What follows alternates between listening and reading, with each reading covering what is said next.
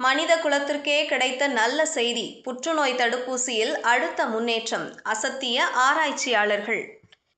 வணக்கம் செய்தி புனல் நேயர்களே. புற்றுநோயால் உயிரிழப்போர் எண்ணிக்கை அதிகரித்து வருகிறது. எனவே புற்றுநோய்க்கான தடுப்பூசியை கண்டுபிடிக்கும் பணியில் சர்வதேச விஞ்ஞானிகள் தீவிரமாக ஈடுபட்டுள்ளனர். ரஷ்யா ஒருபடி மேலே சென்று மனித பரிசோதனைகளை தொடங்கியுள்ளது.